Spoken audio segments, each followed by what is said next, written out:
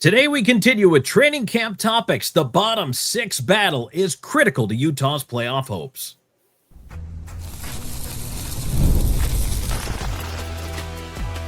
You are Locked On Mammoth, your daily podcast on the Utah Mammoth, part of the Locked On Podcast Network, your team every day.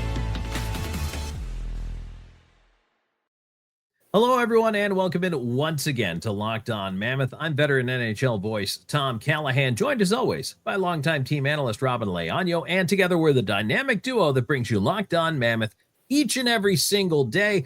Thanks for making us your first listen when it comes to the Utah Mammoth hockey team.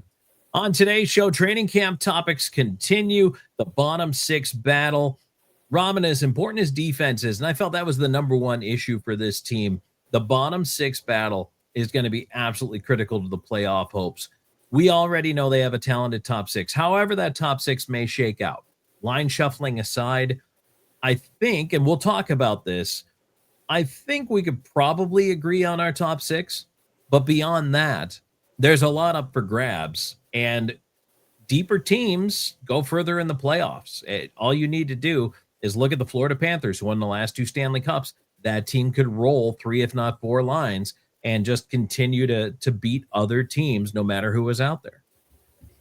How many times have I said, Tom, that I have the firm belief that a Stanley Cup playoff team is only as good as its fourth line? It seems like a very overlooked thing. A lot of people think, well, 10 minutes a night, 12 minutes a night for a fourth line, who cares? But they can change a hockey game.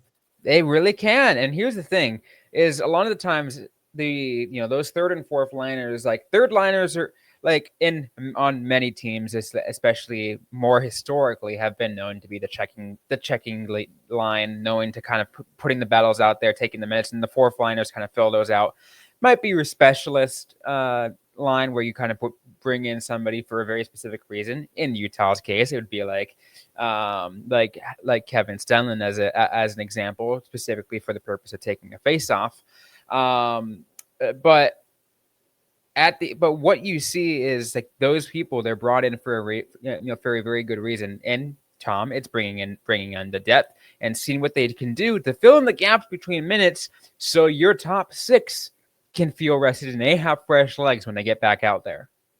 Absolutely. It's very important minutes that you're being able to spell those top three lines, let those guys get some rest in there. And of course, sometimes you need that momentum, that energy. You put that fourth line out there so that they can play that role in turning the tide of a game, or maybe even just a period, whatever it is.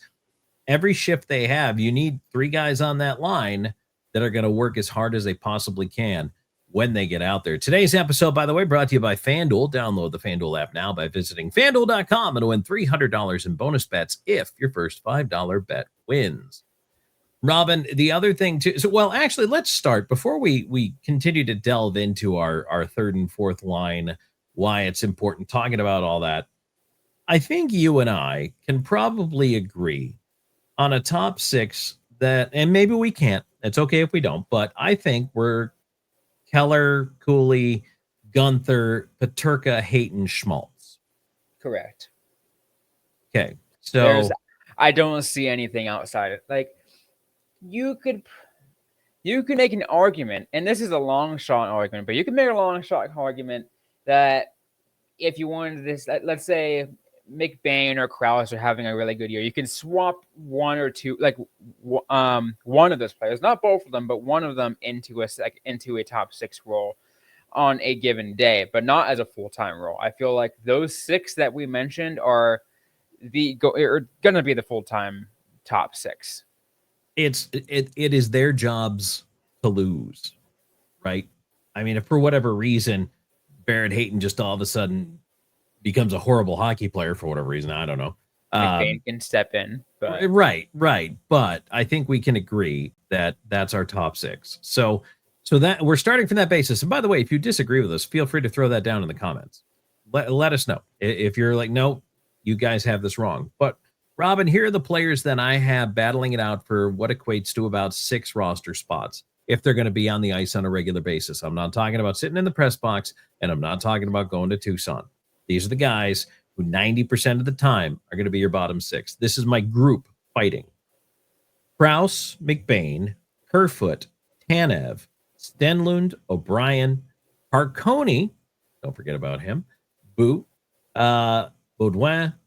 I also think Kuntz is going to be in this mix. I think he looked ready to battle. And don't forget about Yamamoto, because he played enough minutes and has played enough NHL minutes where he could be in a position to battle for a spot. And Robyn, that's 11 guys. 11. And it's interesting, Tom, because I know we will get to this a little bit later, but there is one name left out. I listened to all those, and there's one name that notably left out from who we've been talking about in the previously. We can get into that in a little bit. But you're right, that's already a deep list. That's already a very deep list. Yeah. I mean, so that's, to me, there's some potentials for bounce back. There's some where do I fits. There's some juggling to be done here, because we really need to see a couple of things. Does it really all begin and end with Lawson Crouse? I feel like it does. Is he not probably the player with the biggest onus on him in the forward core last year to this year? Yeah. I mean, Schmaltz also in some ways, but Schmaltz is a top 6 player. So again, that's a different conversation. But Crouse, yes, I feel like after being snake bitten last year and not being able to handle things, like as the associate captain, not just an alternate captain, but as the associate captain, so the second in command to Clayton Keller, there is a lot riding on him. There is so much that goes around him. He was frustrated with the year he had last year, and I agree with him. He certainly was never more frustrated than when he ended up in the press box. Was a healthy scratch. That is not something an NHL player wants to hear, but especially to a guy who's used to playing every day. But look, Crouse didn't hide from it. Said, I understand I need to be better, and I haven't been good. Here's the thing, though. When Lawson Crouse is playing physical, is on his game, and is out there making a difference for the Utah Mammoth, I think he's critical to the lineup. He can be a guy who drives this team. And as you mentioned, with that associate captain title, they obviously think that much of him off the ice. But Robyn, he's got to be better this year on the ice. Last year was a bad season on the ice for Lawson Crouse. And here's the thing about Lawson Crouse is, like, I will keep banging that drum, but you know, the whole associate captain part is you can talk whether or not he was worthy of it, whatever. Here's something that tells me that he indeed was. You talked about how he would essentially talk about how he'd be open about it, right? He knows he needs to be better, right? He's not one of those players, because there are a couple players out there in the National Hockey League who will do that, who will make whatever excuse possible. It's not their fault. There's something else going on. It's not their fault. But Crouse is knowing that, yeah, something's going wrong. I need to fix this. I need to do whatever I can do so I can help this team. He wants to be better so the team can be better. He's not blaming anybody else but himself. And to me, that's the reason why he carries a permanent A. And it's a lot to live up to for a lot of players. Not everybody can handle the weight. I think he can. Let me say this. He has it in him to get back to where he was or be better. I think he needs to be better, and I think he can. Yeah. But here was the question, Tom, is we talk about how we talk about Crouse like we're super high on him, but we are also talking about him in a bottom 6 role. Is there anything that you see of him past that at this point in his career? Because it's tough for me, right? Because I mean, you and I talked with this kid when he was in Tucson, right? I love seeing his growth since then, but even then, like, is a third line role his home? I think so, because he doesn't have the speed I would want to see on a top 6. If he were where he is and more physical, worked and won these battles and just generated on the wall and really was a guy who night in, night out made a difference and then parked his bus in front of the net and did a lot of damage there, then yeah, maybe we're talking, let's see what you do on a second line. But as is, I think third line is where he belongs. I think he's a strong third line player when he's effective. But again, to me, Robyn, if Lawson Crouse isn't on your third line, should he be on the team? Because as we're going to talk about here, there are several names and a lot of new ones that have come in who will all be vying for a spot. It's good, sure, and it's certainly something we'll keep talking about right after this.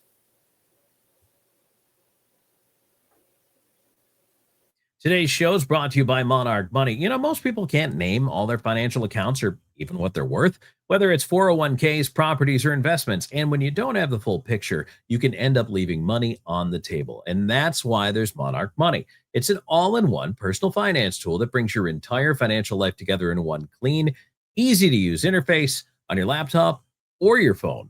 Monarch is built for people with busy lives. If you put off organizing your finances, Monarch is for you. Monarch does that heavy lifting for you. You can link all your accounts in minutes. You can see clear data visuals, which are actually very helpful and very cool at the same time. You can get smart categorization of your spending and finally feel in control of your money without ever touching a spreadsheet. Sometimes you may not be saving as much as you thought. Monarch helps you notice inefficient investments, discover forgotten 401ks. Maybe you left one behind somewhere. You didn't know where it went.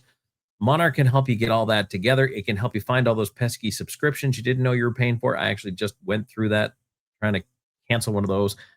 Monarch helps you find all that stuff. And you know what? In the end, it's going to save you money. Don't let financial opportunities slip through the cracks. Use our code LOCKEDONNHL at monarchmoney.com in your browser for half off your first year. That's 50% off your first year at monarchmoney.com with our code LOCKEDONNHL.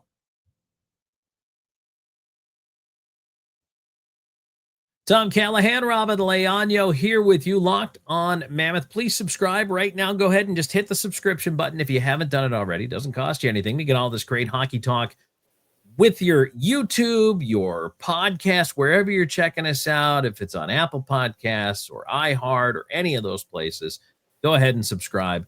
We're here 5 days a week and plus more once we get into games, which aren't that far away. And that's why we're doing these training camp topics, Robyn.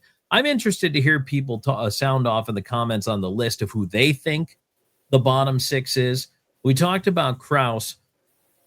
I think here are the guys who have a foot in the door already. I think for sure Stenlund does because they love him for defensive zone starts. McBain, Kerfoot, and Tanev. Now, to me, that's five, and Crouse is in that bundle. O'Brien, yep. Carconi, Baudouin, Kuntz, Yamamoto, and you said I left somebody out. Who were you going to put in this mix that I did not? What I meant by that is because we have been hyping this player for the last 2 weeks at least. Tij Iginla. We've been hyping him for longer than that, but yes. Tij Iginla. Here, okay. Here's why he's not on my list. It's a tough decision to whether. I think he's got to be a top six guy, though. I think he's got to be a top six guy if you're not sending him back to junior. I don't want him in the bottom six. I don't know. Maybe unless Bill Armstrong thinks third line center is a place for him to learn center in the NHL, learn it on the job. If that's what he thinks, and they want to keep Iginla a center, but I'm not convinced personally. I would not do that. I would not make him third line center. I would put him back in Kelowna where he's going to dominate. He's going to put up sick numbers, but he needs to spend a whole year playing center and learning the position. Guy. What's that? As a number one guy, essentially. Right. Yes. But and that's a good point. I do feel like, and this is a conversation that we had with Russ Cohen a couple weeks ago, is that I still wouldn't put it past, Bill Armstrong, Andre Tourigny, and company to give the kid his 9-game tryout, essentially. I could see that, but I wouldn't start burning the ELC this year. For instance, if my choice was Tucson or Kelowna, I'm not burning a year on the ELC in Tucson. I'm sending him to Kelowna. Well, that's what I'm saying is you give him that, the game before the first year comes in. It's like, we'll give you up to the max, or right before the max, and then like we're not like, then we'll send you back. We'll see how you feel, and then we'll talk with you, see your development, and like, all right, we'll get you back to Kelowna. Which, by the way, like even if he did burn the first year of the ELC, he still goes back to Kelowna anyways. So I just don't. I don't know. I mean, that's what happened with Dylan Guenther. I mean, of course, Arizona gave him Morven his Morven the 10-game tryout, right? They ended up playing like 15, 20 games before they finally sent them back. And at that point, the clock's ticking on your ELC. Yeah, but for that reason, I mean, that one made sense because Guenther was just about ready and was great. We don't know yet in Iginla. I want to see him so bad, and I want to see him do something great. But I feel like if a difference is where the Mammoth are now versus when the Arizona Coyotes were then. Yeah. Well, it is. It's a big difference now, for sure. So, Robyn, I want to go back to the list. So, McBain, Kerfoot, Tanev, Stenlund. I think we've got our centers there, McBain and Stenlund. And then we've got Crouse, Kerfoot, Tanev sprinkled on the wings. Tanev is going to get every opportunity to come in. And this is one of the reasons why there's so much shifting sands in this bottom six. Tanev is going to get every chance to make an impact, literally, physically make an impact. Oh, yeah. And so Kerfoot, you know what you're getting with Alex Kerfoot, veteran guy, can be steady Eddie back there for you. I hope he stays healthy. So I think that that's pretty good. Now, O'Brien, I felt the team was better with him in than out of the lineup, but they also brought back Carcone, right? Which, is that a head scratcher still? Maybe we'll see something in camp. I don't know. It was interesting. The re-signing of Carcone, we talked about this over the summer, but the re-signing of Carcone was an interesting decision given the fact that he pretty much said he didn't want to come back because he was upset the way his playing time worked. But him coming back told us a couple of things. It was one, that he tried to reach the market and didn't like what was offered out there, and essentially was probably told by some people that you'll be getting the same kinds of minutes you got in Utah. So he's like, I don't like that. I'm just going to go back to where I was comfortable with. Go back to Utah. I know these guys, play with them for one more year. But if he didn't like how he played last year, Tom, this is what's telling me is there's not another motivation factor. He needs to now up his game even more if he wants to get a full-time spot rather than rotating in as a healthy scratch. But that's also a tall order from him. I have hope. I have hope that he could, but I've yet to see it. I think that is the most likely scenario. Nothing developed in the market. And for a lot of players, that's the rude awakening, right? You think you're going to go out and someone's going to love you. And sometimes it happens, but not always. So maybe Utah picks up the phone, or maybe he called Utah and said, things aren't quite panning out. Is there any room for me? He can come back in and battle for a spot like we're talking about now. I'm curious to see if Boot is able to make the jump, or if he's going to be Tucson bound. Beaubois is the same age as Iginla, so there's still some junior eligibility. Really, the wild card for me is Kuntz. Yamamoto, we kind of know what that is already. Up and down. He's been between the A and the NHL for several seasons, but is capable, and I thought really finished the season fairly strong last year. So that's why you can't leave him off this list. But now, who is Michael Kuntz and why should we care? Those are questions that I think are going to be critical heading into training camp, because Robyn, a little bit older player and a little bit of pro experience under the belt, could come in and surprise people and be a totally under the radar move. Yeah, and I know you liked how he played during rookie camp. So, and that could be, there wasn't much to like out there. Right, there wasn't a whole lot to like out there. That rookie face-off weekend, I choose to try to forget about it and be like, all right, let's just put that behind and let's just focus on training camp. Opening today, there's going to be a whole lot of festivities, or I think, they're going to be officially opening the whole grand opening of the new practice facility, in addition to the opening of training camp today. So it's like new start, right?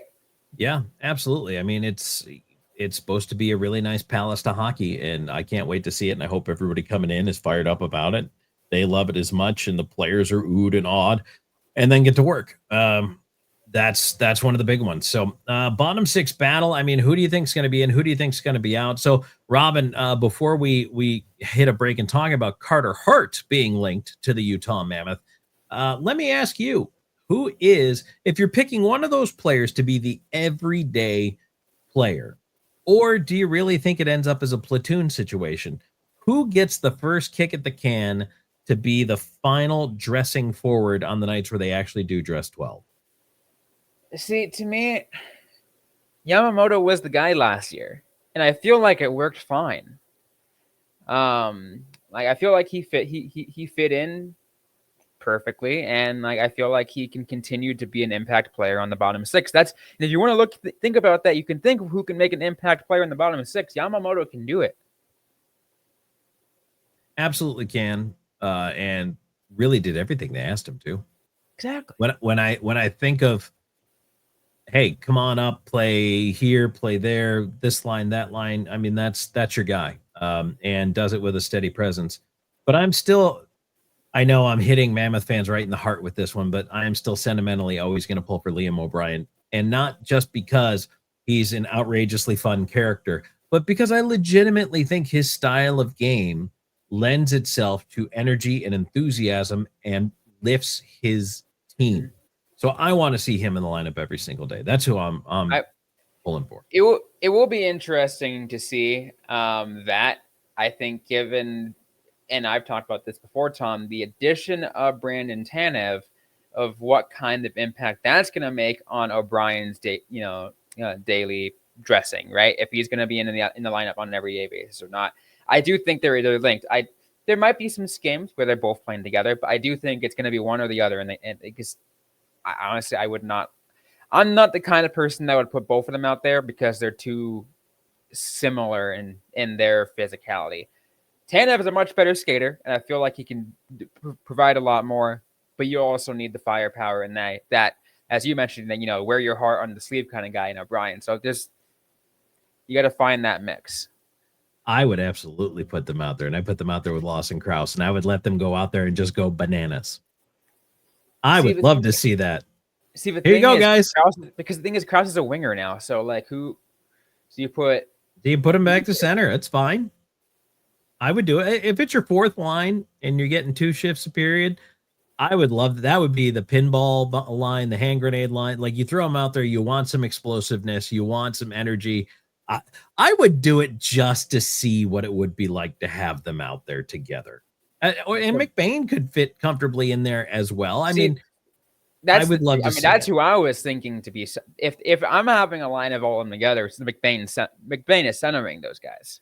Well, it's probably McBain, Crouse, and Tanev, or at least, well, maybe not. Who knows? But I think that line will be McBain, Crouse, and Tanev, and then it's gonna be like O'Brien, Stenlund, and Kerfoot, with, I mentioned Yamamoto being the 13th guy.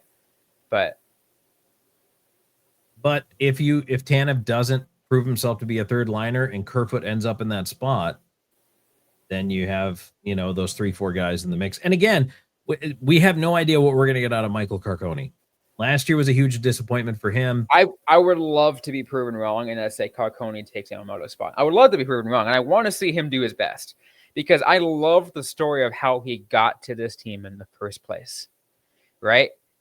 COVID season coming in, and the Nashville's organization and the Milwaukee Admirals decided to loan out, some of their top prospects. Carcone joined the Tucson Roadrunners. The very next year, Nashville's like, nah, we don't want you anymore. Signs a contract with Tucson and has a record-breaking year. Gets called up by Arizona and just keeps. And he believes he can still be that guy. He believes it in his heart. And I hope he finds it. I think there's some fire still in them. I want to see it. I really do. Yeah, I do too. I'd love to see it. For the player, for the organization, it would be great. So, but I mean, this bottom, no matter what, the bottom 6 battle, to me, having a solid bottom 6 means everything. for making the playoffs. Everything. Oh, certainly. And I really do feel like how those bottom 6 players gel together will certainly dictate how deep this team can go. Like how whether or not they run into the playoffs or whether or not they stumble into the playoffs or out of the playoff picture. Whatever it might be. I feel like it will be an integral piece. It really will be. I love my top 6, right? I love our top 6. I feel like they can, and of course we talking, the royal we, as you like to say, right? But I want to I still think it is those bottom 6 guys are very, very, very key to it. Yes, absolutely, 100% agree. All 3 goaltenders were released from the amateur tryout agreements from rookie camp. No big surprise there. But Robyn, there is a goaltender who, to me, would be a surprise. But Darren Dreger has been reporting that the Utah Mammoth took, quote, a good look at Carter Hart. We're going to discuss.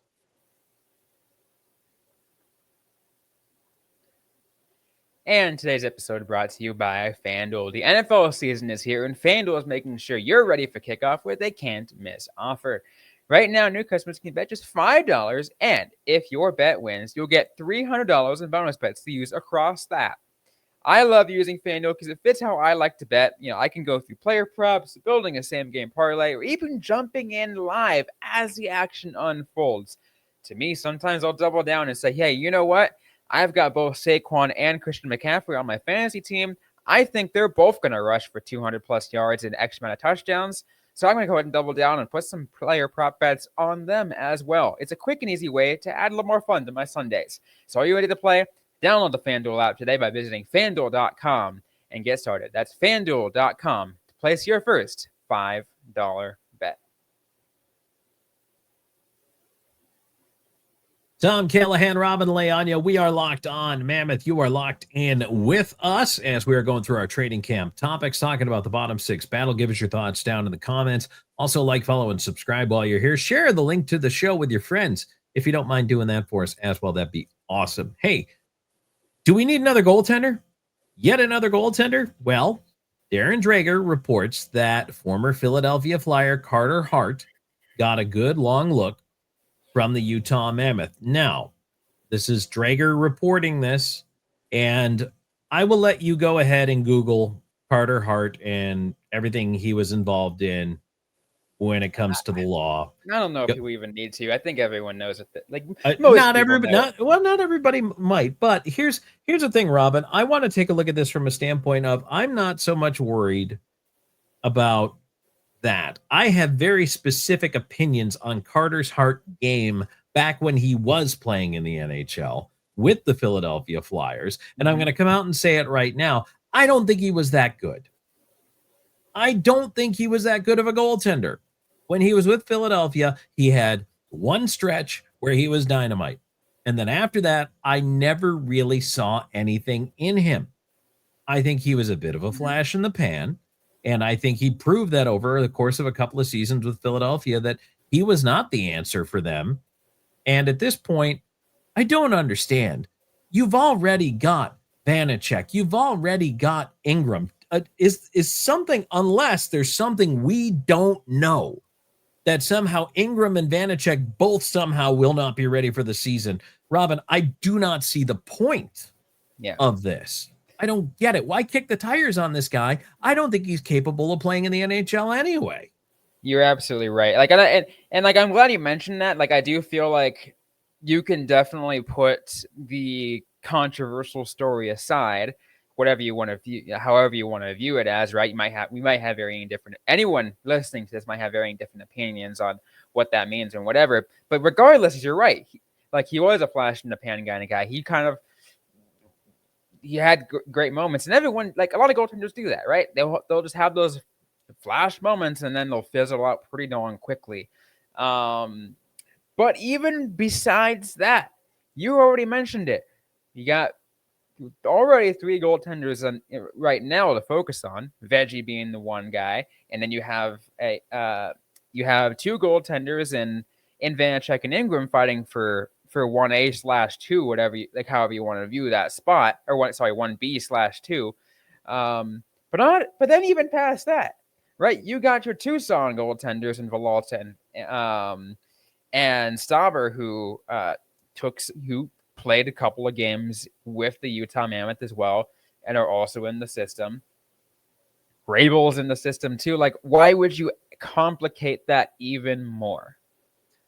Carter Hart, and I'm just looking at the stats just so that I remember this right. His first 2 seasons, so his rookie year and his sophomore season, 16 wins, 24 wins. Save percentage in the 9-teens. So we had a 9.17 and then a 9.14. Goals against, 2.83, 2.42. Since then, he's not really had a save percentage that's risen above the mid-900s, which in today's NHL, I think you need to be a 910, if least, not more. Yeah.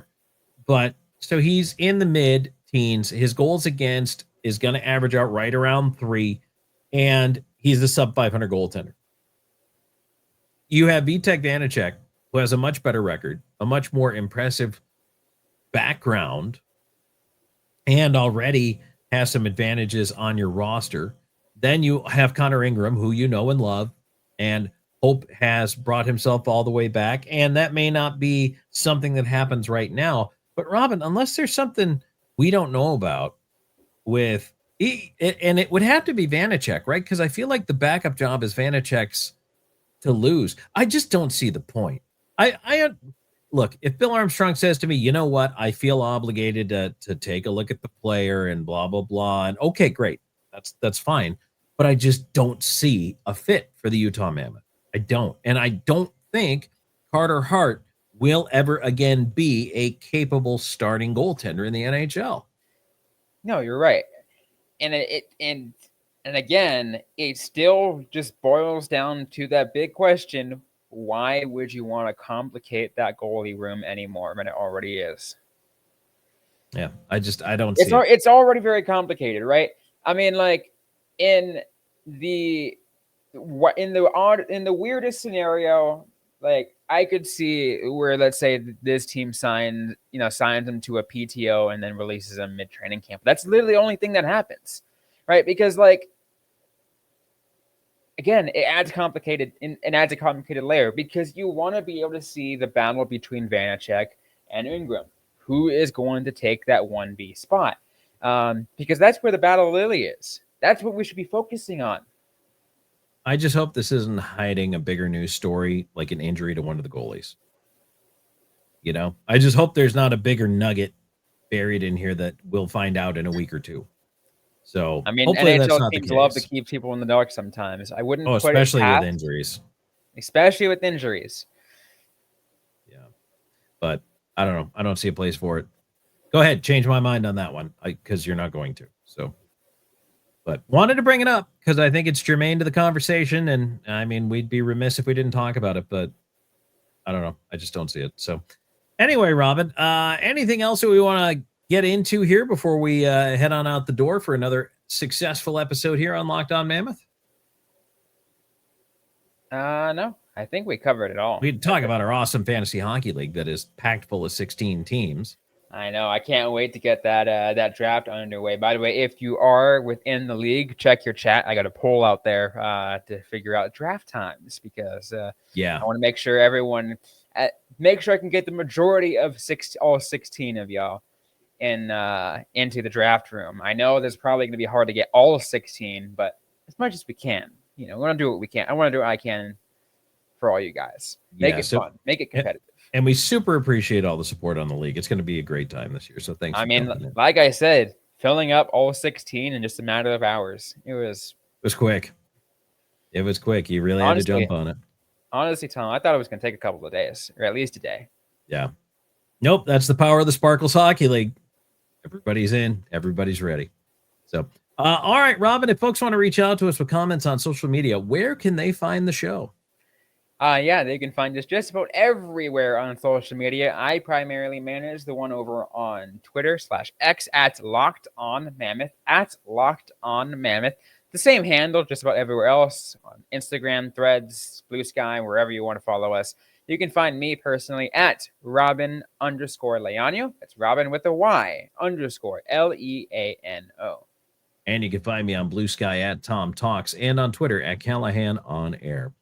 Thanks for joining us, everybody. We appreciate you being here. Training camp topics will continue throughout the week, and then we're going to count it down because guess what? Starting as soon as Sunday, we've got some split squad scrimmage action to talk about. It's exciting. Preseason games right around the corner. Robyn and I getting you ready. Thanks for being a part of Locked On Man.